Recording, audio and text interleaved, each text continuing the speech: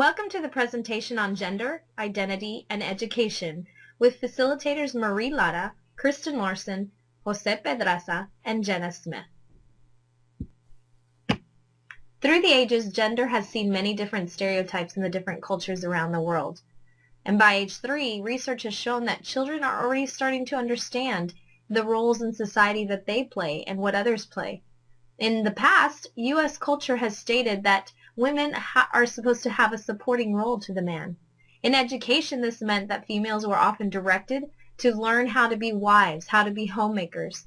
If they were to have careers, they were directed to teaching, social work, or nursing roles and careers.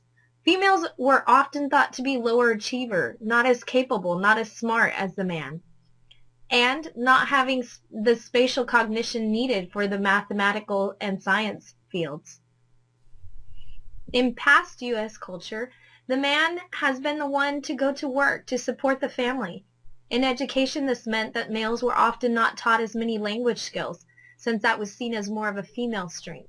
Males were considered smarter, more apt in mathematics and science, and encouraged into the different fields that would show them as being superior to the woman. Today, there is a new form of stereotyping of gender that is reinforced in all forms of media, according to Tozier and Henry. And they see females as being professional perfectionists, the supermoms, the blonde as symbolic of the white Western beauty, or women as sex symbols and femme fatales. Men, on the other hand, as Bordeaux illustrates, are portrayed as muscular, tough, strong, sexually desirable.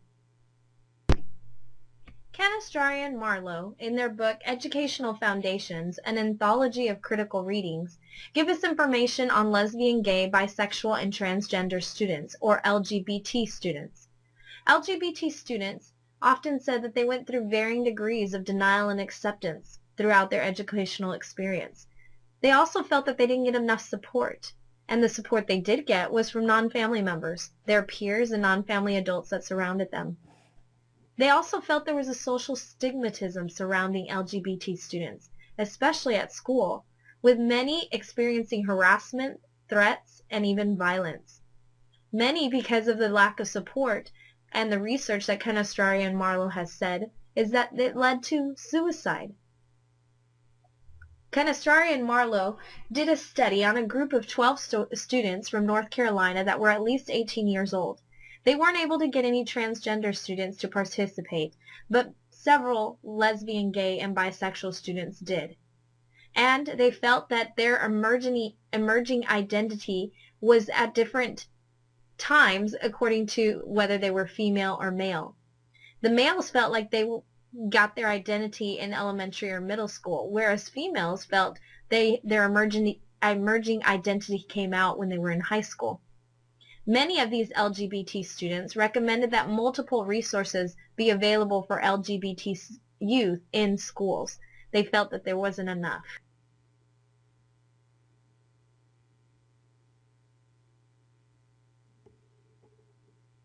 Hello everyone, my name is Jenna Smith. Today I'll be interviewing one of my students. His name is Stephen.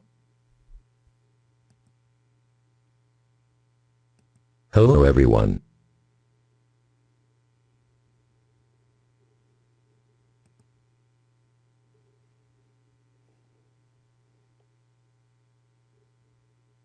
So Stephen, can you tell me a little bit about yourself?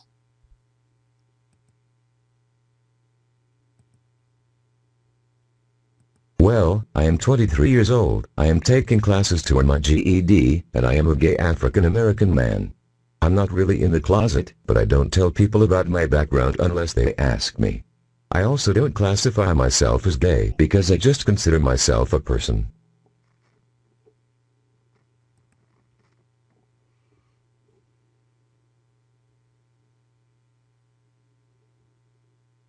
You mentioned you're taking classes to earn your GED. What additional educational goals do you have? My educational goals consists of taking the step to become a certified plumber and eventually owning my own plumbing company one day.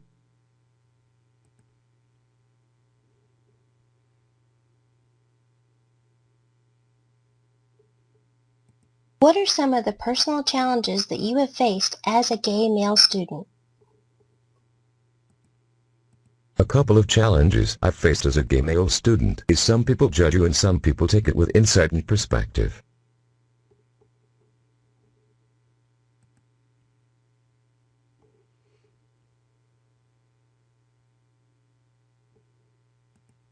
What is your idea of a solution to correcting these misconceptions? I wish people would become less judgmental and more receptive to who you chose to be as a person.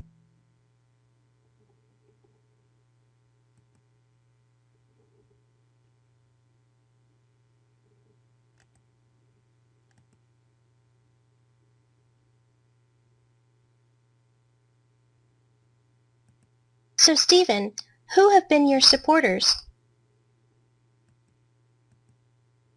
My best friend/boyfriend has been most supportive, and he is the world's greatest gift to me.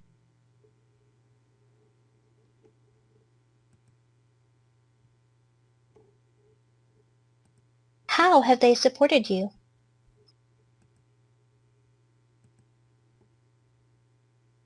He has supported me emotionally by showing real love, understanding, and he has genuinely been honest in the help of my spiritual growth.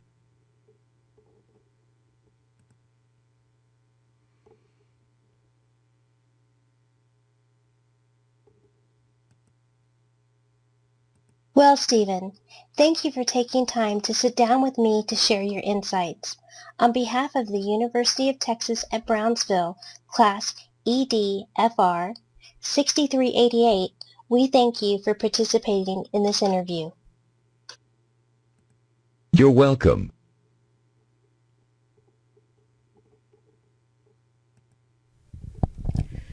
In the readings, Barbara Rogoff's chapter on the historical role of Western schools in cultural change, Chapter 7 of our textbook, and Yates and McLeod's research and analysis on the relation of gender as it pertains to learning and cognition, they all seem to find that within the field of education and the idea of gender has evolved from the former perception of the simple male or female identity to a more complicated definition with various roles and characteristics. Some believe that within public and policy context, gender was seen as code for some radical feminist agenda. As females advanced within higher education to more diverse positions, and they researched and studied the field over time, they discovered that many preconceptions about gender were actually conceived by virtue of flawed research. In the 1990s, after 2 decades of deliberate gender equity reform, many national agencies discovered that girls outperform the average boy in educational outcomes. And some nations looked to other areas, such as social class and socioeconomic status, for variables that may still exist. In current and emerging issues within the field of education as it relates or pertains to gender and learning, the global perspective remains focused on access to learning and schooling for all, regardless of gender, social class, or socioeconomic status. Yates and McLeod believe that the research has found several noticeable developments within the field that have led to new and different areas that are monitored, especially in the measurement of achievement and participation by gender. Within this glossary, we find the hidden curriculum, the knowledge or understanding that students learn in school that are not part of the official syllabus curriculum, and not intentional. For example, if textbooks consistently show men in positions of authority and women in subordinate roles. Social construction.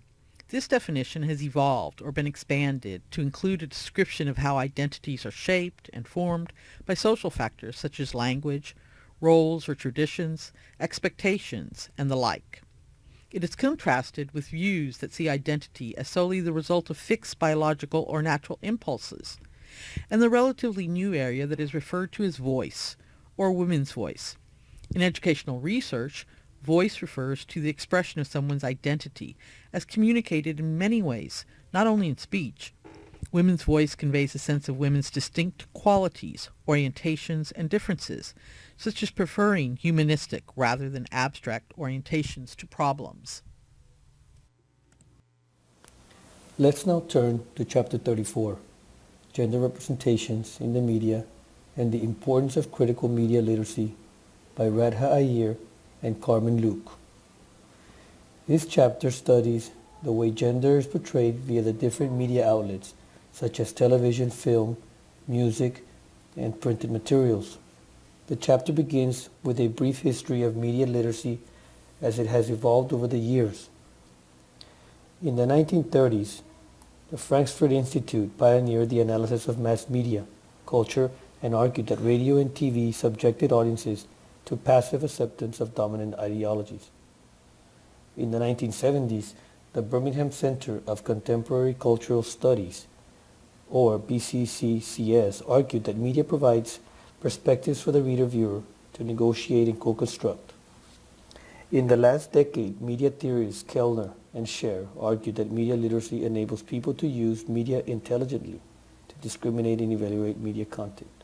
Today, critical media literacy is significant for analysis and critique of representations of race, class, and gender ideologies and commodifications.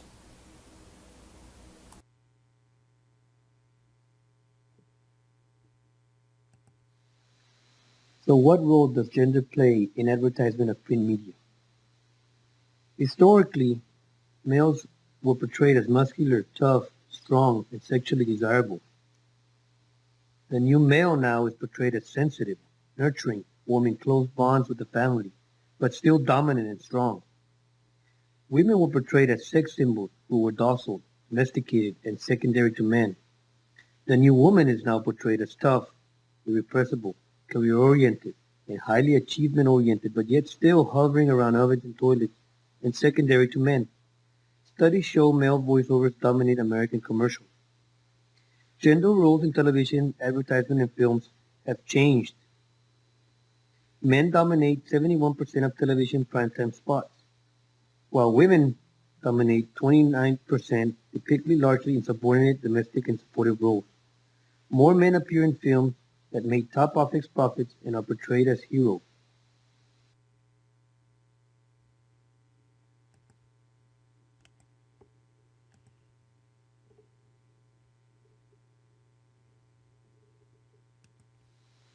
We now look at how gays and lesbians are portrayed in the media.